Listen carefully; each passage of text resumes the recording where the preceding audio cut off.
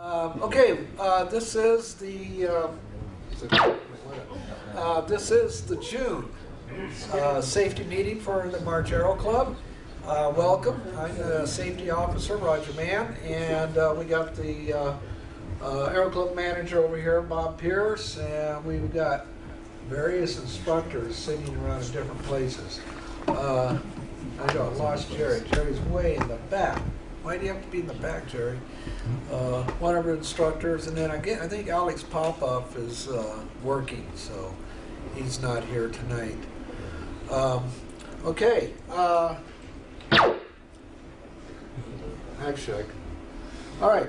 Usually what we do is we do kind of a routine here real quick, and we'll get, since we're starting a little bit late, we'll kind of rush through this a little bit. Okay, new people. And even though you haven't joined yet, you can stand up too. But yes, other people new. What? You're just like new, aren't you? Go ahead. My name's Jeff. Basically just joined today. And I fly C-17s here for the 729. You can put one of those in here. Like flying he's my dad. Oh, that's nice. Yes, we all know his dad, so he doesn't dare do anything wrong. Okay, who else? New people. Let's see who else. Do we have you already? Yeah, okay. I can't remember if we introduced anybody else. Okay. Let's see. Sorry. Okay. How about Richard? Richard's new. You kind of got restarted again. Well, yeah, but I think we introduced him. Richard? Yeah, but he's already, I think he got introduced here once already. How about Mr. Frost's son? The introduction. How about Mr. Frost Jr.? We'll stand up. We got a visitor. I'm you guys are trying to kick me out for a few months, but there you go. Back. My son Mike is taking flight lessons. Going down to Santa Barbara, so we'll be playing him over.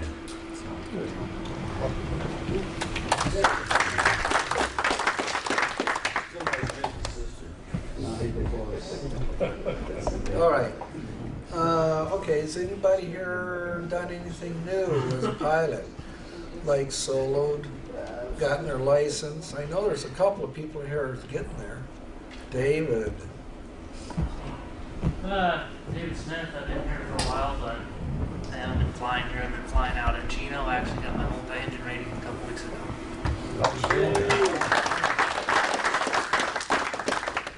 Of course, you spent the whole time flying simulator, right? Yeah. Yeah.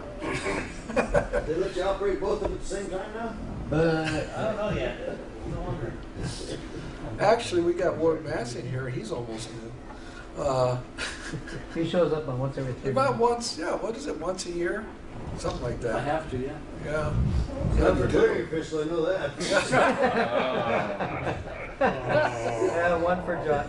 Yeah, one for David. I got penalized. I'm doing the double next week. Okay. I'm sorry. Yeah. I just Yeah. knew, Roger. What's that? I went and got a tail wheel endorsement finally. Oh, wow. Yeah. All right. Piper Cub and a Champ, and what else? Oh, I got an MD-80 rating. I got bumped off the 7.3, so now I got a new rating, MD-80. Oh, yeah, that's right. You did go. Yeah, I'm getting bumped off the MD-80 now, so got more training coming up. Okay. Stand by. That's a tail. Stand by.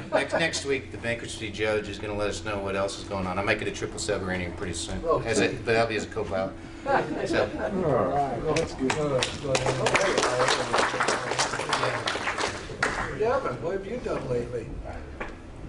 Well, I'm trying to retire gracefully. Well, yeah, I know. You're going to have to announce that, too. So. I did fly home in the.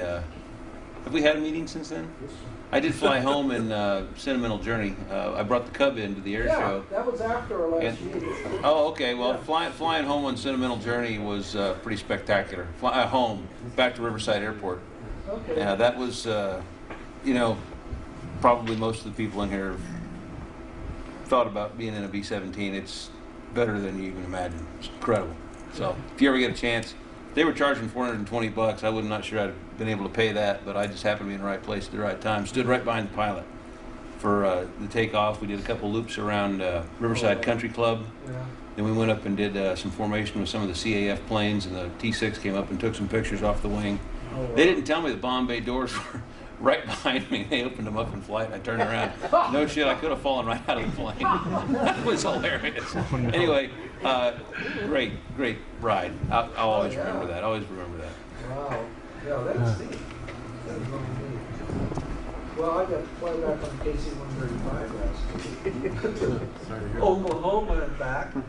They stood up our unit that Ward and I used to be in, and no, I lost him. Yeah, well, John Reed, yeah, I wasn't counting you, but no, I was. You were a C-130 guy, no. Yeah, I know. And we went back there for our. They stood it back up again in Altus, Oklahoma, at Air Force Base there, and it was really neat. It was a lot of fun. We went back there, and several of our old commanders, which are generals now, went back there with us, and including General McGregor, who emceed the whole thing. And so it was good. It was neat. A lot of fun. Brought back old memories of being an air crew too, because we did the typical Baghdad, and we did the KC-135. We took this crew bus to the motel. My wife was with me too, so she got to experience that too. So did the typical announcements at the front of the bus: be downstairs at 5:30. You know? Good old days. It was a lot of fun. Okay, experiences. This is just for anybody that wants to talk about, anything that they've done with an airplane. But you already brought it up on the B-17. I mean, that's definitely neat. Tyler, anything new? Same old thing? Okay. I almost fell asleep coming home from Amarillo. Oh yeah, Bob almost fell asleep flying his airplane back for 8 hours straight, something like that. Yeah. I also got a tailwheel on the J3 and flew a Marquardt Charger. I don't know what that is, but they used to be, and Marquardt was the original EAA-1 out of Flayball. Oh, okay. Fly one of those from Phoenix to Maryland. Open cockpit, whole way VFR. Oh wow. All right. Atlas Roadman. Very low. Oh gosh. Yeah, Ainsley, you always have something to tell. Well, speaking of open cockpit, I almost forgot. I got my first ride in an open cockpit. Got a little bit of stick time in a PT-19. A friend of mine out at Redlands owns one, and that we flew over to just real quick trip to Corona and back because he's looking at buying a Stearman. But man, that was fun. That was a blast. Wow. Cool. It's the Stearman I saw this morning. You wouldn't want to buy it. It's on piece. No, the other one. He's putting all those pieces on the other one. The yellow and blue one that sits on the clear center. That's good. Okay, anybody else? Anybody super exciting? Okay, we're going to be talking with the Aero Club manager. You were a little long-winded with the other meetings, so try to Yeah, make we this covered a one lot of stuff.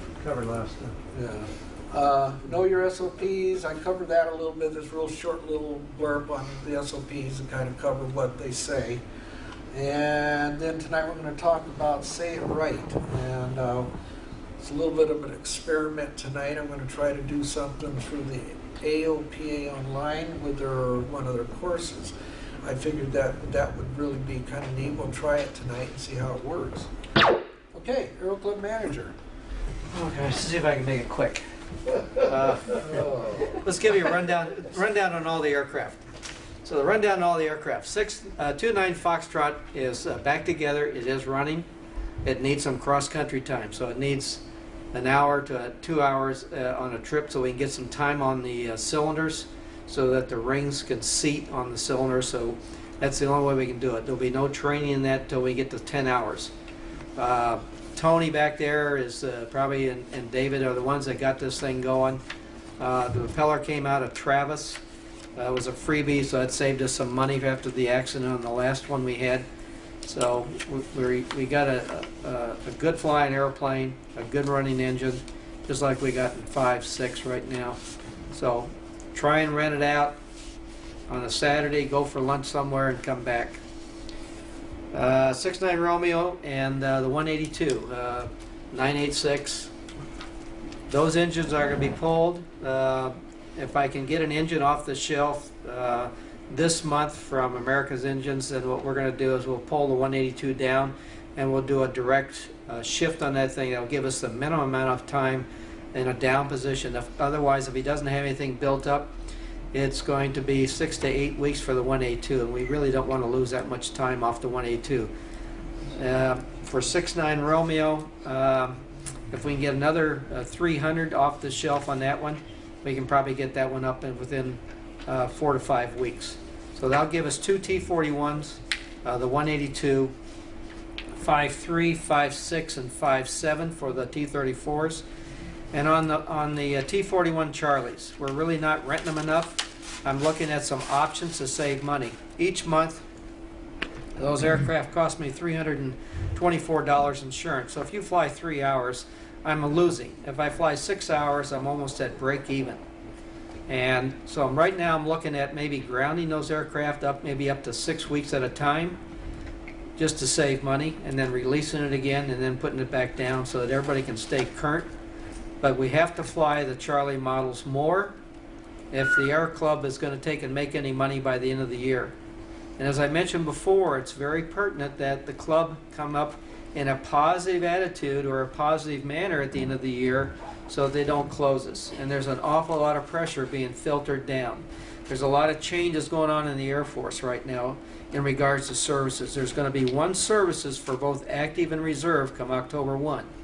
There will be no MAGCOM, and they're already looking at closure of bases.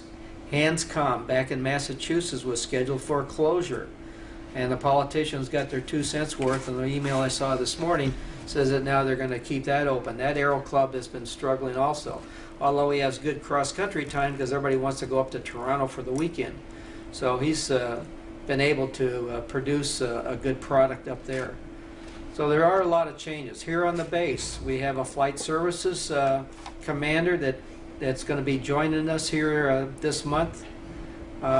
He has a private pilot's license. He's dropped into the Aero Club and talked to John Reed and George Watson on that. He has a 16-year-old son that wants to get flying lessons, so that's very positive in regards to having someone support us. We're really not sure where the vice commander stands because Mary Aldrin will be leaving this July 1, although she'll be on a 2-week extension to break in the new vice commander. And then General McGregor will be leaving around the 27th of July, and he wants his son to finish up his private pilot's license. So when the family leaves, Grandma's going to stay with Junior and bring him out here to the club, and he wants Junior to fly anywhere from 4 or 5 times a week to get his private pilot's license. It's maybe an issue with our flight instructors on how we're going to do it because Alex is back, and Alex is full-time right now with SSI, been trying to fill in between on his time off, plus making up his lost time on sick leave when he was in the hospital with his collapsed lung. And then speaking of the hospital themselves, Fred is in the hospital. And Fred's condition is kind of serious to a point that he has a infection of the blood, and they're taking cultures. They're really not sure. I talked to him this afternoon for almost 30 minutes on the phone. Doctor thinks that it may come from a problem he had with one of his legs some time ago, and the infection migrated. And this weekend, he was sick as a dog. He called me on Monday morning because he wanted to come out and look at the wing inspection on 555 from Mark Wilson from Chino at Air Craftsman. And he wanted to come out and see what was going on. He says, I just can't do it. I'm going back to see the doctor this morning. I was in the hospital this weekend, and the next thing you know, he's back in the hospital again. So he's in good spirits. I tried to get a get well card.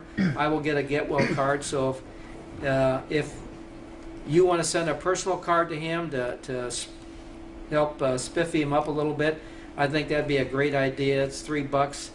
You can find a get well card. I don't care if you just do them a plain card and said I can't afford it, so I just put this in an envelope and I want you to get better. Call us, we'll give you the address, and do that for Fred.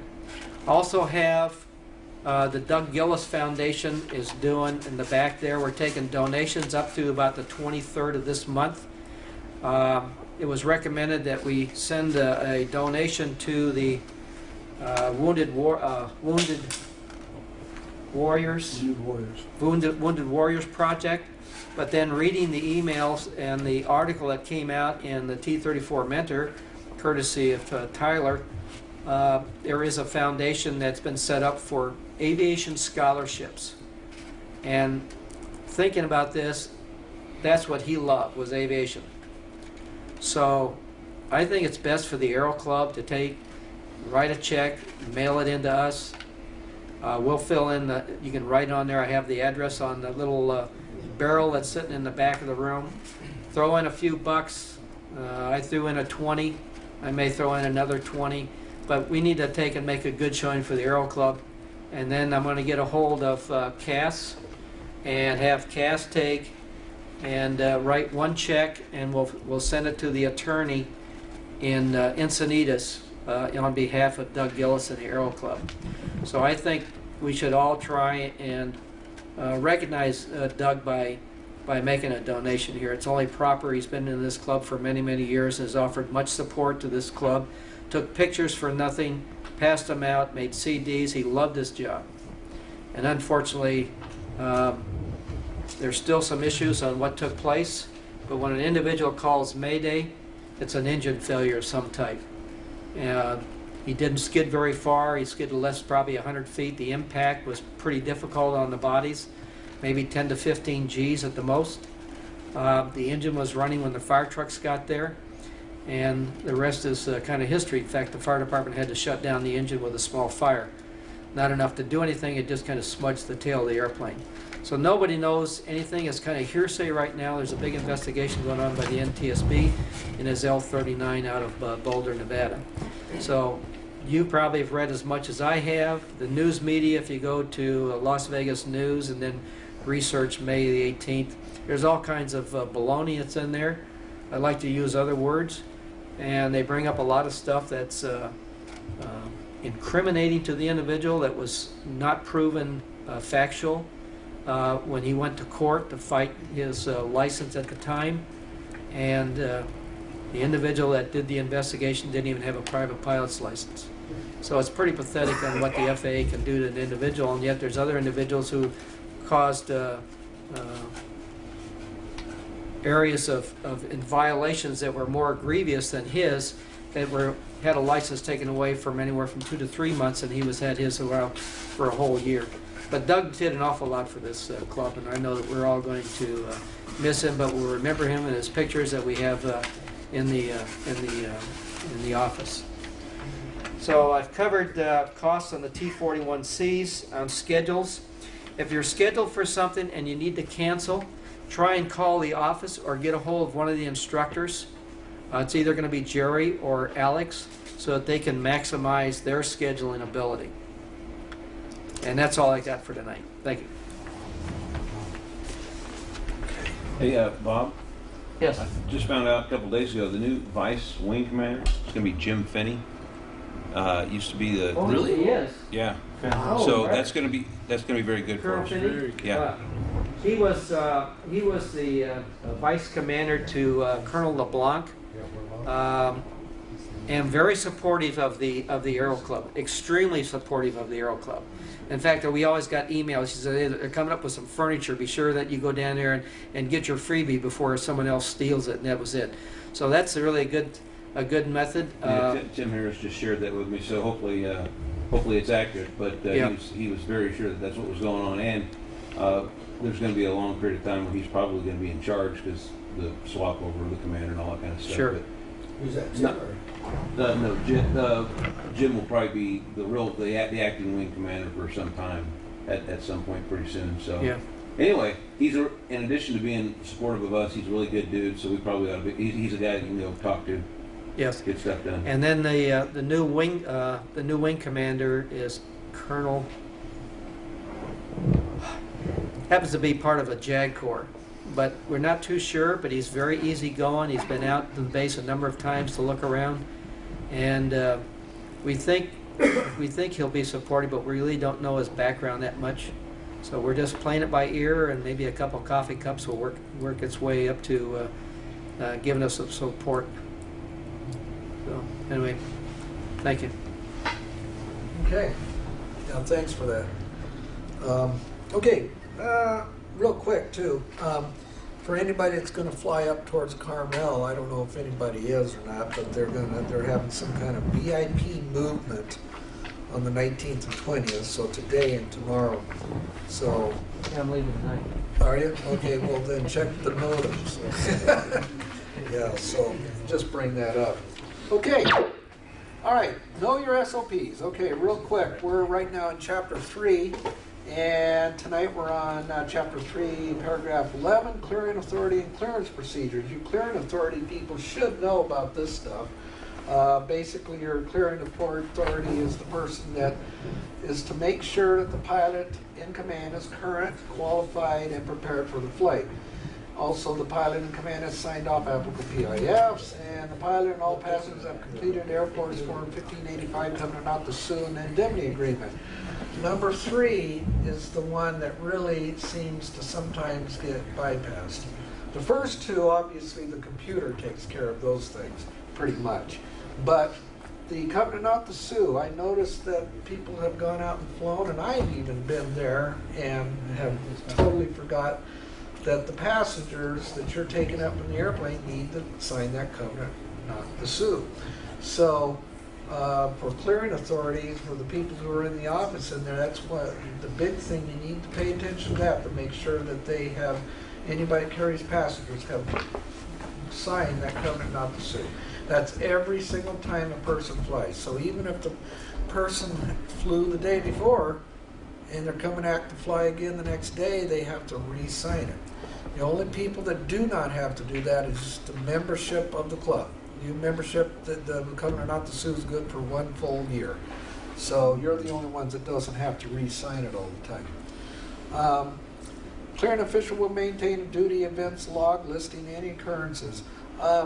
That has been invaluable for those of you that have kept up with that log. It really is invaluable, especially when something happens. It doesn't have to be a major event or anything like that, but just little things like, for instance, 5-6, taxied out and turned around and came back because the pilot got sick.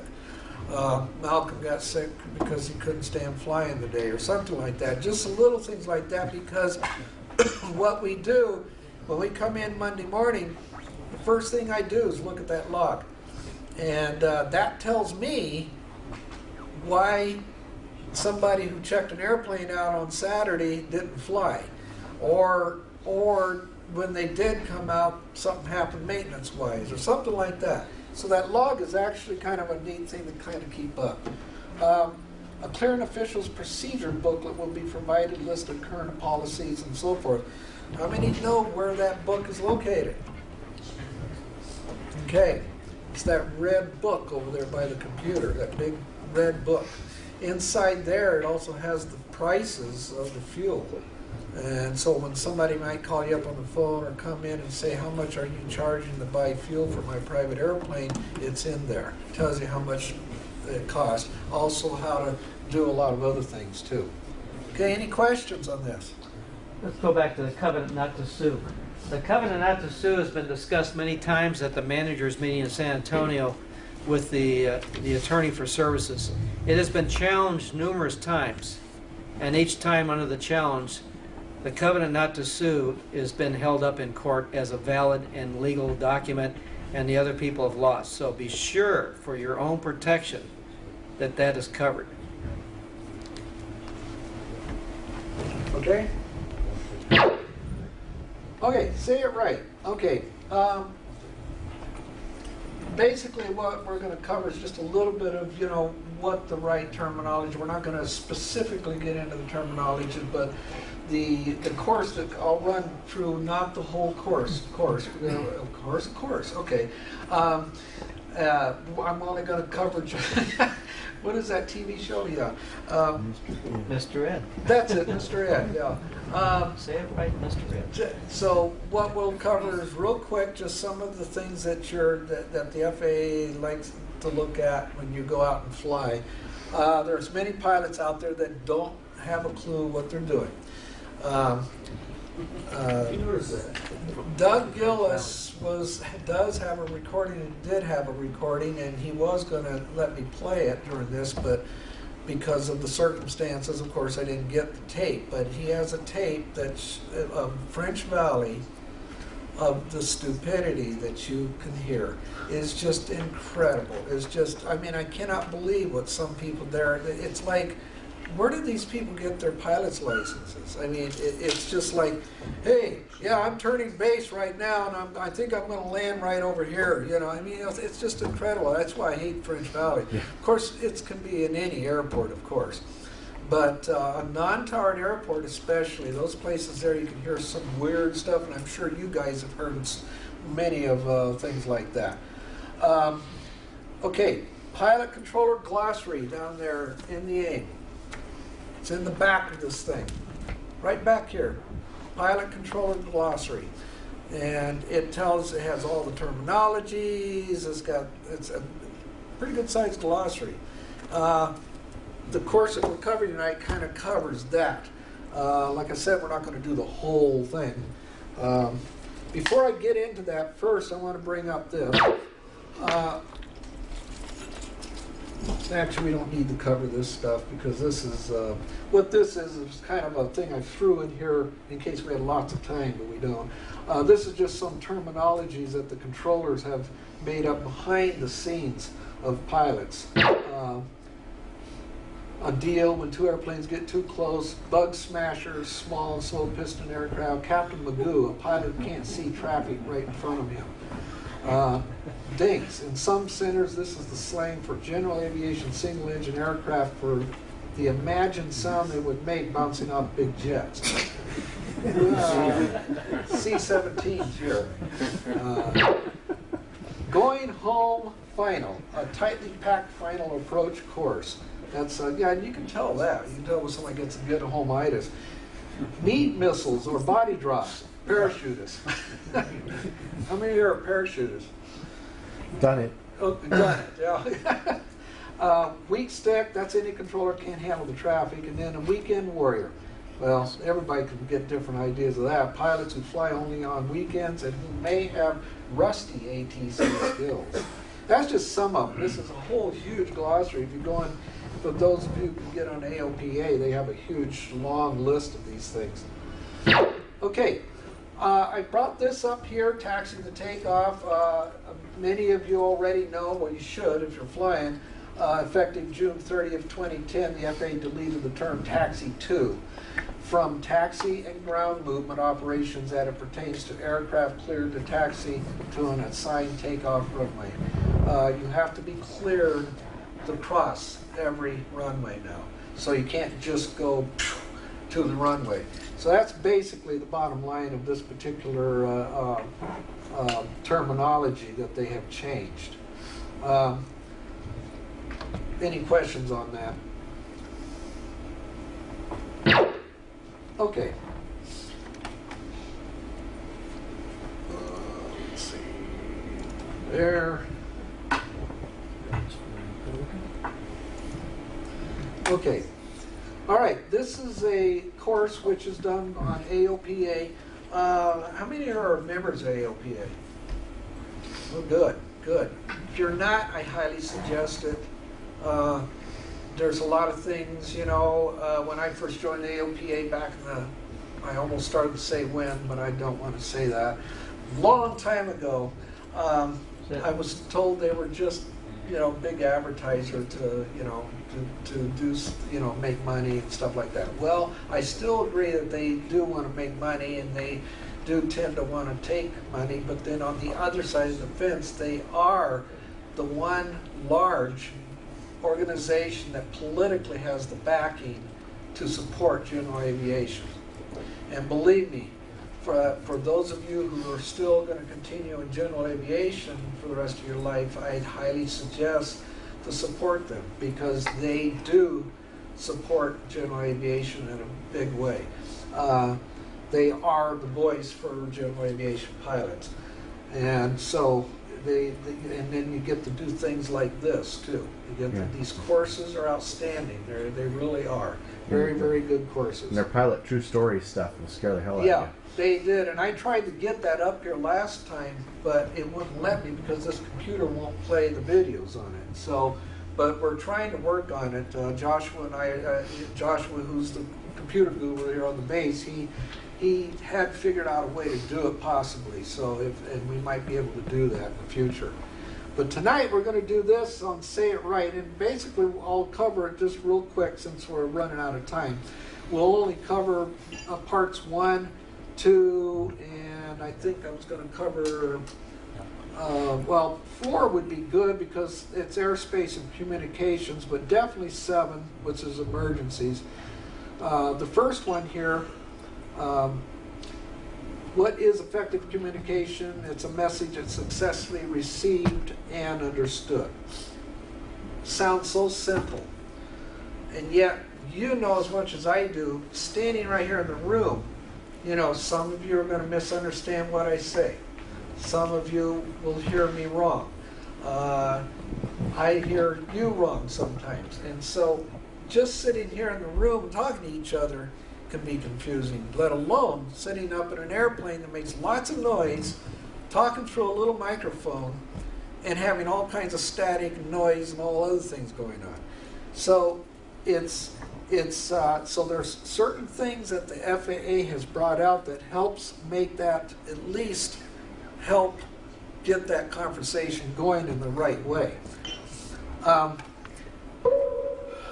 Here's some accidents that took place because of miscommunication. I'll jump to the Cessna 172 one.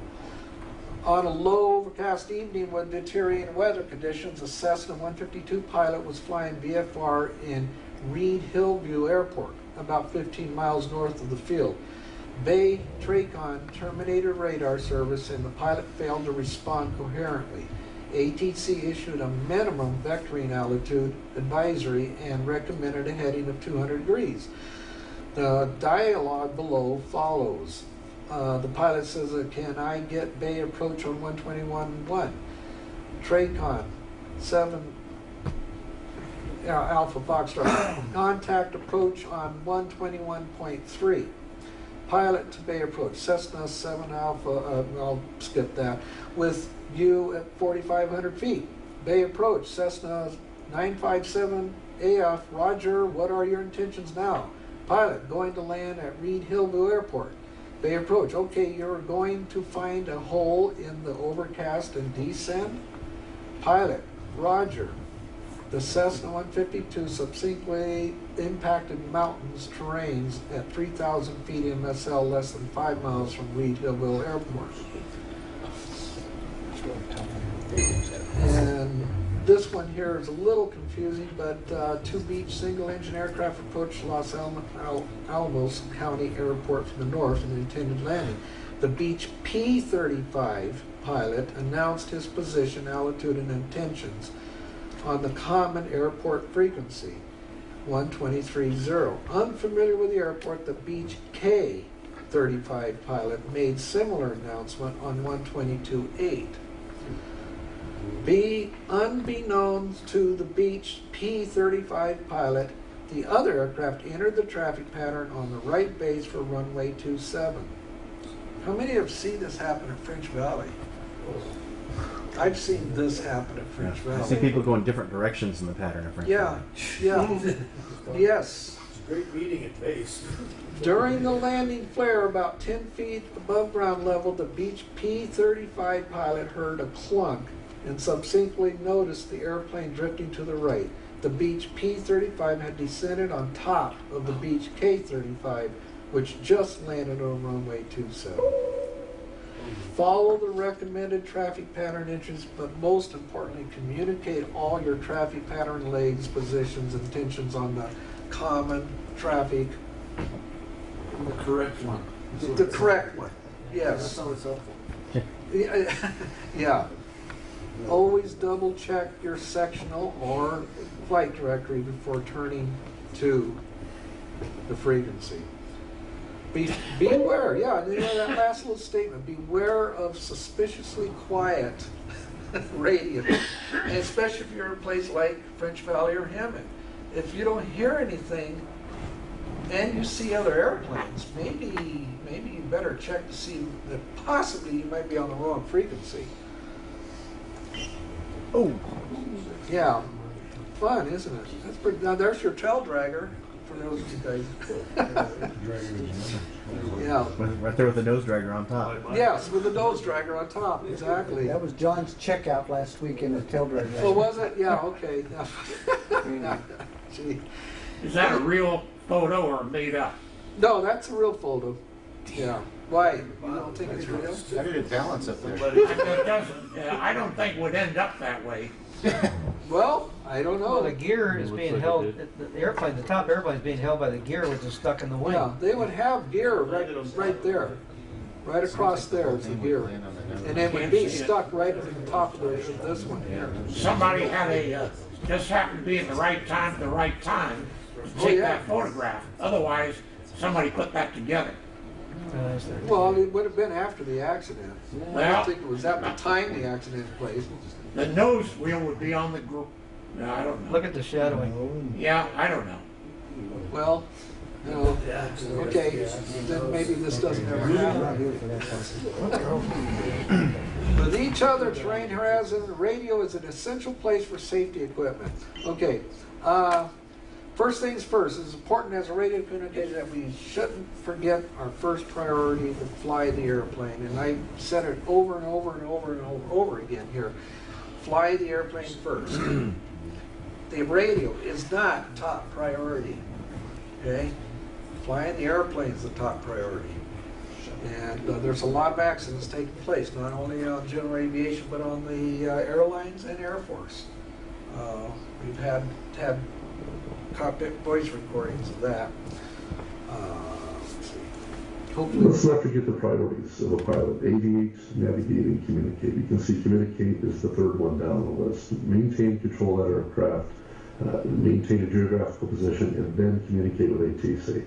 There's a redundancy and a safety net built into the ATC system where we give an instruction and we expect the pilot to comply unless they say otherwise, but we're going to watch it also. We can a lot of times see you out the window of a tower or see you on radar.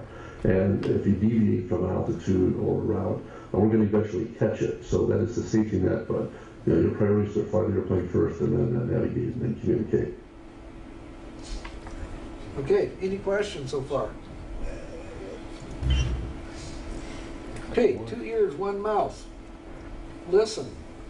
That's just like I said earlier, if the radio's strangely silent, maybe you better check to find out. It may not just be lost communications. It could be because you got the wrong frequencies. Traffic Delta 75 Hotel is only 5 mile 45 runway 5, Frederick.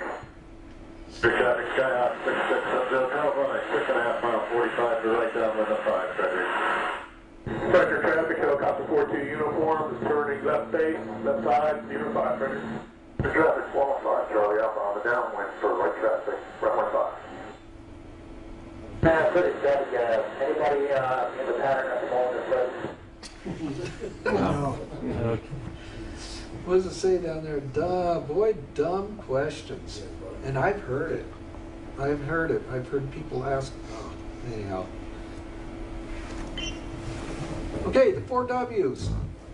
When you do a radio call, first thing, who are you calling? Okay, who are you? Where are you? And what are you going to do? Marshall traffic, Cherokee 905 Alpha X-ray 10 miles north of 3000 inbound runway 9 Marshall. The 4 W's. Who. All with who. And then it's who are you calling, who are you, and then where are you, and what do you want to do. Okay, letters and numbers. It's important to know the proper way of speaking, of course. This is part of the thing of, you know, you're talking in this microphone, and sometimes it's not like a DC-10 where those guys, their headsets are just a little tiny thing with a little tiny microphone right here, and they can actually talk to each other in the cockpit without yelling at each other at all. That's what Bob used to do with his DC-10. But in our little Cessnas, we have a nice little noisemaker out there. So, you know, so enunciate what you're saying. 8.5. 8,500. 8,500. 8,500. And so forth. And then, how many here know the phonetic alphabet? Which one? A, B, C, D? Yeah, A, B, C, D. Yeah. Alpha, Bravo. Charlie. I'd like to think we all know that, I hope. What's that? I'd like to think we all know that, I hope. Well, I hope so, yeah. Although sometimes I have run into people that don't. Okay. Call signs. Always use your full N number upon initial call for handoffs to new controllers. And this is everywhere. It doesn't matter if it's IFR or BFR. Only abbreviate your call sign after ATC has shortened it. 3-character versions. And believe me, I've heard this one done improperly too. Washington Center, Skyhawk 5258 Yankee, level 7000. Skyhawk 58 Yankee, roger. Altimeter 29er 8. When can you abbreviate it when you're taxiing, let's say, someplace? When can you abbreviate your number? After the controller abbreviates first. Yeah, after the controller abbreviates. If they abbreviate it, then just say it the way, back to them the same way. Now be careful with that, because I did show a video here about 3 years ago on, it was actually the transcripts of a lady that was taxiing, or no, it was a guy taxiing his airplane up at Alaska, at Elmendorf, not Elmendorf, that's where I was stationed at Alaska, at that airport that's right in the middle of Anchorage, and there was 2 airplanes, and even the controller got confused, and because it was the last 3 numbers were exactly the same, and but fortunately the pilot was paying attention and recognized that, wait a minute, I'm not in the place that she thinks I'm at, and there must be another airplane that has the same call letters. David. When I'm out here on mine is 9-2 Foxtrot. We have 2-9 Foxtrot. They're constantly confusing mine and 2-9 Foxtrot, because 2-9 is up a lot more than mine. Yeah. And I get call signs on 2-9 Foxtrot, and I have to read for sure 9-2 Foxtrot, and then they realize it. That's, yeah. Numbers that they can get very confused, yeah. Scott. Oh, about a year ago, I was flying out by, it was out, not far from El Monte, but nowhere near the Nina Class Bravo airspace, and the controller, I was being followed, and the controller says, 9 Primary 6, is that you in the Class Bravo airspace? It turns out there was a 939er 86 also out there, and he was the one, and the controller got them mixed up. Aren't you glad you And I said, no, sir. I said, I told him exactly where I was. Well, that caused my heart to stop for a second there. Yeah, no kidding. That was I did. Wow. Oh, boy. Okay. Any more questions on that? Okay, preparation and practice. Mic fright. How many of you have mic fright? I'm afraid of him sometimes. No, gee, yeah. Blame him. Yeah, so nobody's ever had mic fright. Okay, well, we'll skip over this then. But I like to hear the audio. Traffic, just a minor 86 Bravo Charlie, 4600, sorry, 3600 feet. We'll be landing on runway 9, heading down to 2,500 to fly over the field and then into the downwind left. Let's stick one left downwind here, and we're heading north. Anyone in the pattern there? Let us know. That's a 6 Bravo Charlie, heavy embargo traffic. Wow, Wow. He's just a little confused. It's not there, French Valley? wasn't he? No, he can't be French Valley. He's talking too much. Yeah, he's talking too much, yeah, because he would have been totally, while preparing your radio call, think about what ATC response could be. This will help you stay at least one step ahead. If you forget what you were going to say, don't keep the mic keyed while you think. Release the button, gather your thoughts, try again. Yeah, sometimes you just want to hold the mic. I've got a little thing here it's a little D-board thing. I've only got about 5 of them made up, but because I didn't know how many people would want it, I can make more. It's sample sayings for each type of airspace that you fly into. It's kind of neat. I wrote everything down. I write it down on my little pad if I'm going into a place that's a high density traffic area. And so and then if I forget, I just look down and look at it. Roger? Yeah. I was flying with my grandson here last Thursday, loosely speaking, and we were coming in from Colton, and I was in 5-3 Zulu Zulu, and called the tower, no response. Wait a couple minutes, called again. Called a third time, no response. And what was our Cessna that was up there flying? No, it's 29 Foxtrot. 29 Foxtrot, and the guy says, "We hear you." So the tower didn't hear me, so I figured, okay, 76 on the transponder, and turn on my landing lights, and looking for the light from a tower, and we just went over and made a 45 to downwind on 30, and came even on the tower, no light, no nothing, and I'm down there and I'm turning base. I thought, I'll call him again, what the heck. So I says, March 5300, turning downwind to base, full stop, gear down, full stop. He says, Roger, cleared to land. And then I started to say something, and he came in right away. Well, they've been working on the radios. It was so stupid, I couldn't believe it. I mean, what are you going to do? And this is more for the younger, less experienced pilots. Don't get panicked up if you're trying to talk to the tower and they don't talk to you. If you're doing your proper procedures, then you're okay. I mean, you're not going to get violated or anything as long as you're safe and something's not going on in the pattern that you weren't aware of. Yeah. But I've never had that happen where he came on afterwards. And said Come on. They had to see me coming in. I mean, good grief. I don't want to quarrel with what he's saying, but it seems to me if the tower doesn't say, acknowledge that you're in the end of the pattern and you're clear to land, you are not. Well, radio communication procedure says you put 7600 and you continue in and with lights, and you look for lights in the tower. But if they don't give you a light, I'd get out of there myself. If they give you a red light, you can't land. Yeah, but if they don't give you any light, I'd be inclined to go elsewhere. Did you try 21.5 by chance? Well, you got radio before you landed, right? Say that again? Did you try 121.5 at all?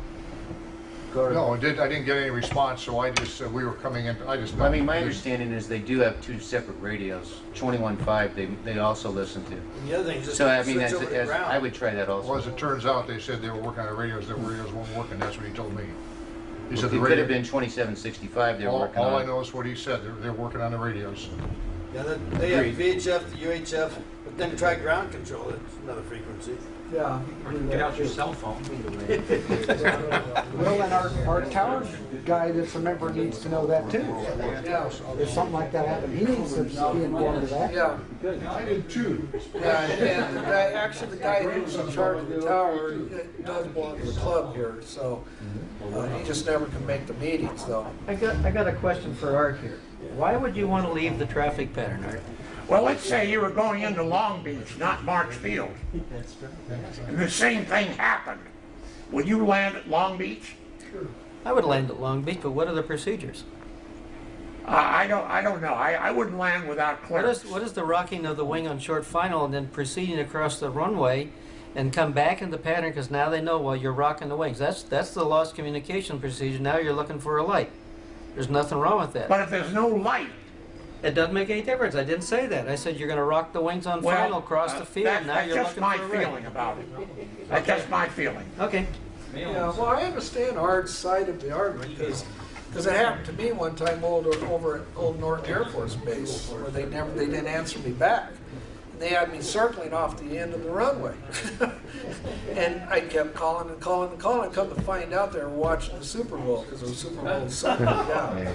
Yeah. But they didn't. And I went ahead and landed the airplane because there was not an airplane for 1,000 miles around there. And then they yelled at me on the radio, and I said, "Well, you didn't answer your radio." And they didn't dare push it because they knew that they had me circling in circles out there, just forever. And I just says, "You guys would not answer your radio," and they knew that. And so nobody tried to do anything about it. But Redlands was next door. what's that?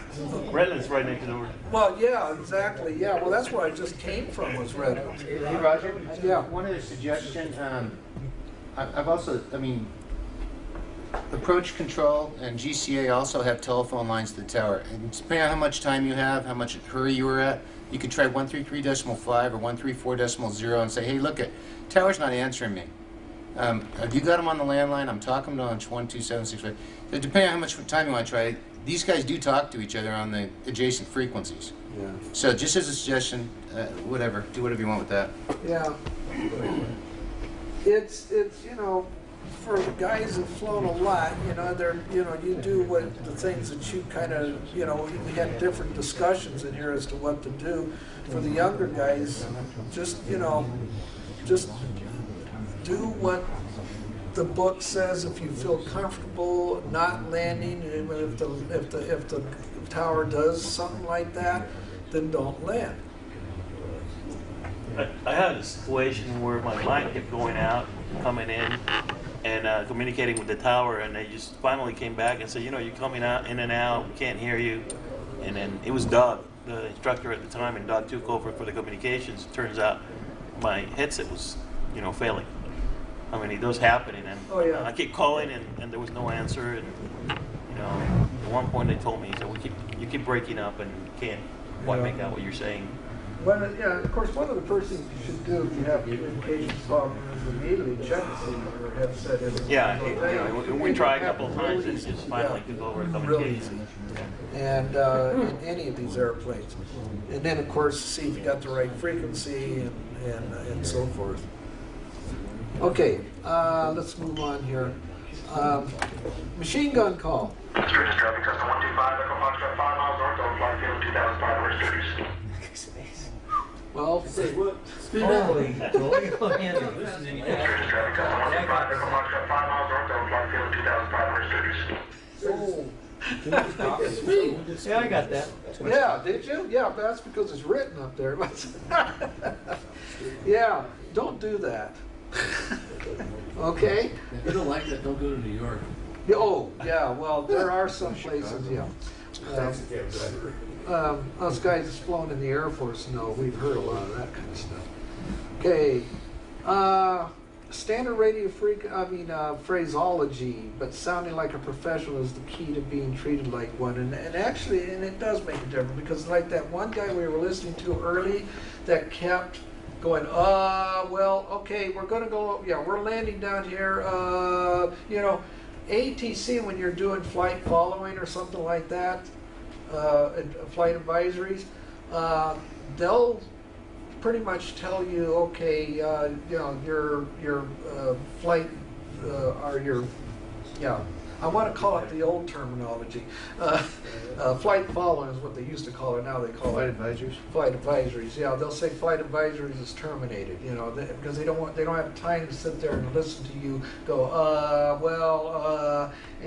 So try to be professional if you can.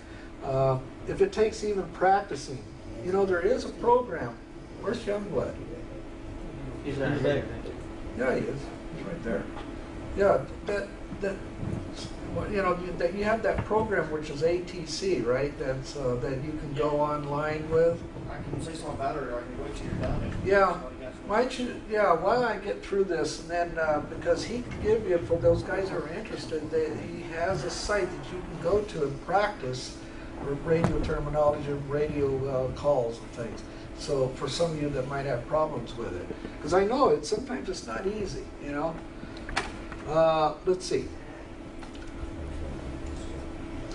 Oh, that's right, this is part of the test. I do this every single time. I hit this because I don't see that this is a test.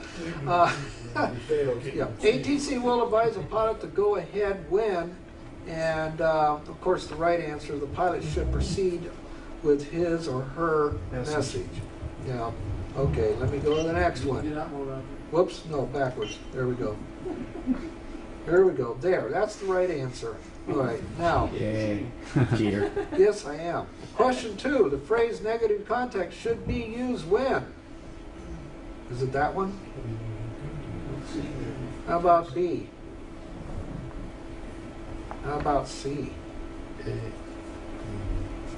How about A or B? How about all above?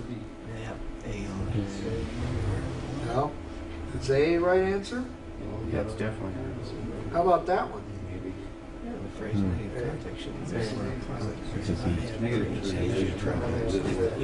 Okay, who wants to say which one? A. B. It's B. B. B or A? Ah. D. It's D. It's both of them. If ATC issues an instruction with which a pilot cannot comply, the proper response is? C. C. Yeah, I think it's C. C. Yep. The phrase "have numbers" is used to inform ATC that a pilot has received what information? C. C. Anybody else? Everybody says C? Wrong. It's B. Runway, wind, and altimeter. B. That threw me too. That threw me too. When I took this test earlier, I flat out went, you know. But it even says it in here. So that's runway, wind, and altimeter. Have numbers. You know what I was thinking? I've got the numbers on the runway. That's what I was thinking. If ATC advises a pilot to fly runway heading, following the departure, the pilot should maintain a ground track that corresponds with the extended center line of the departure runway, applying appropriate correction for wind drift. That's right. All right. True. You Air Force pilots. You're flying heading, not a course. Does everybody agree with that?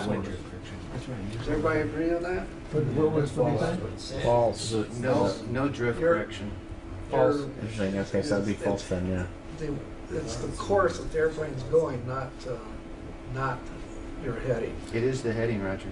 Is it? I mean, not the heading, but no. It's your heading, yes. Yeah. But it's the way that, but it's the way the airplane's going, not necessarily the way the nose is going. No, it's where the nose is pointed. No, it's the way the nose is pointed. So if I'm holding runway heading, I'm holding 300, but the track is going 310 due to the wind, I'm still pointed to 000, and that's the runway heading I'm supposed to follow. Right. Okay. Okay. So in other words, you don't apply the correction for wind. You don't apply wind. Right. Nope. Yeah. So it's false. I say it's B.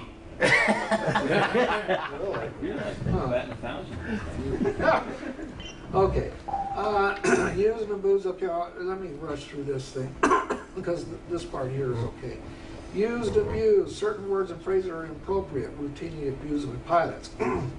Okay, let me go to the quick on this one. Understanding the pilot control glossary is very important, and understanding what those words and phrases mean.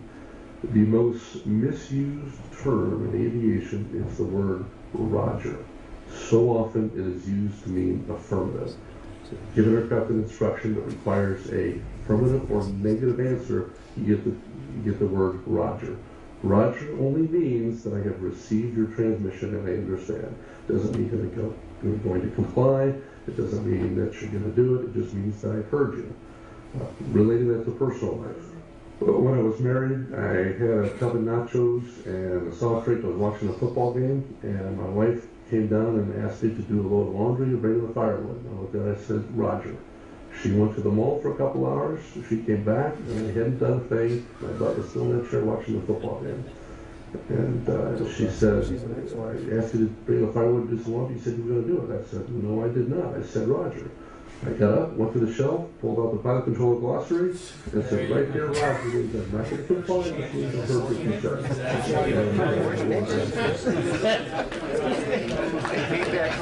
each He's been single ever since.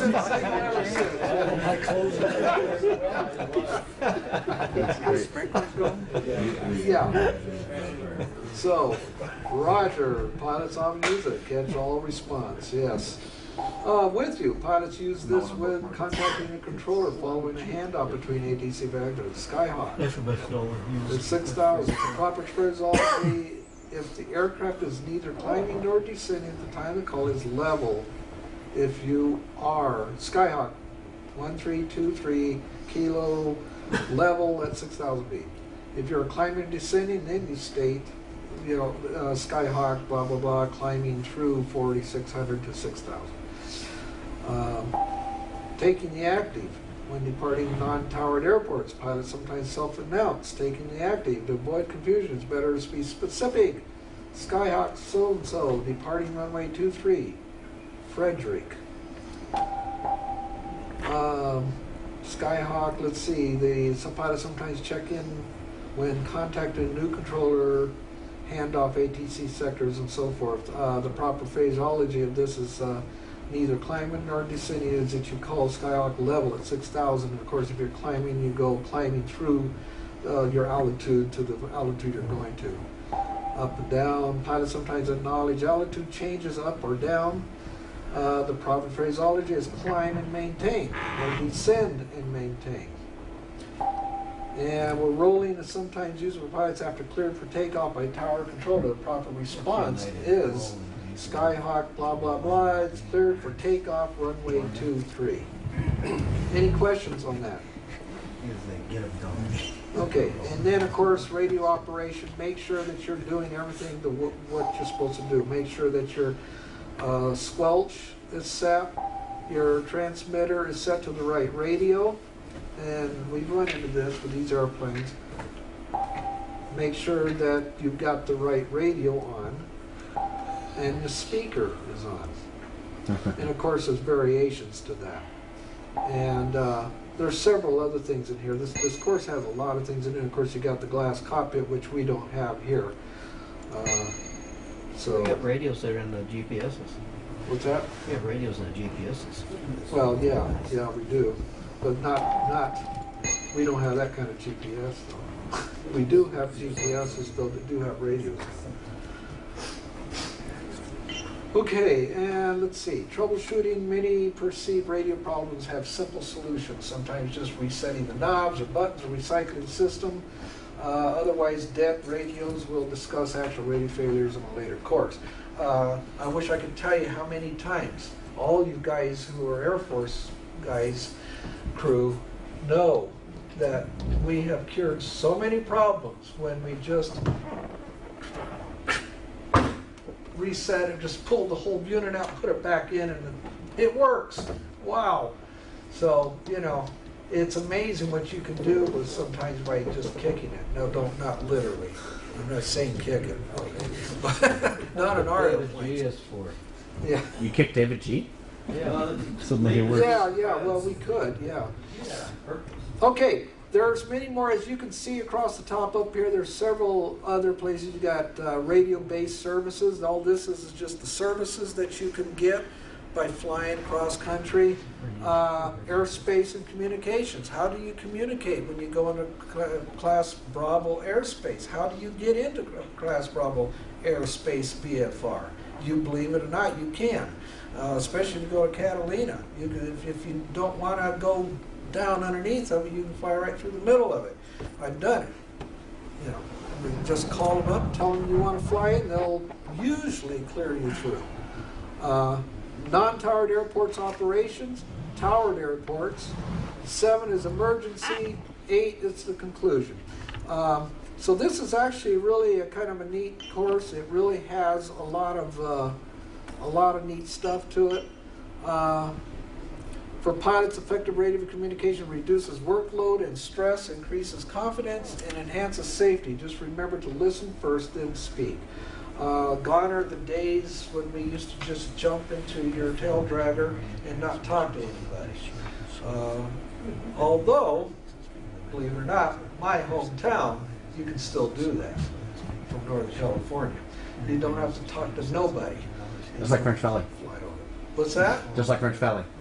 Yeah, just like French Valley, yeah, right. Actually, it depends where you're at. If you're in Ukiah, like Jerry over there is at, which is just south of my hometown, you know, he had to talk because he's in CAP, but anyhow. Okay, we'll end it here, but like I say, this is the kind of stuff that you get on AOPA if you join the AOPA, and so it's kind of it's a very good course, very, very good, and okay, I think, did you want to go ahead and say something? Yeah. Bring it back up for the Oh. internet real quick. Oh, gosh, okay. The program he's talking about is called Pilot Edge. It's fairly new this year, and it's an incredible tool, especially for any of the students out there. And the way the system is set up is there's actual controllers that are paid to work on their simulators at home. So they have basically the same setup at home that they would have in a real control tower. And they man all of Southern California, every single airport, all the way over to Vegas from 7 in the morning till I think 11 o'clock at night. And if you have a flight simulator, all you do is log into the system and you call ground, you call clearance. It's got everything that you're going to have in the real world, every scenario. And what it does is for every person that's linked into the system at that given time, it brings all of you together, it links you together. So you do actually see those other aircraft, you hear those other pilots if they're within range. It's just an incredible tool all the way around to give you something to work with. And it takes your training to the next level because now you have not just your flying on the simulator, you have all the comms to go with it, you have the traffic. So it really is an incredible tool. I was going to see if I could bring up real quick, just a quick website here.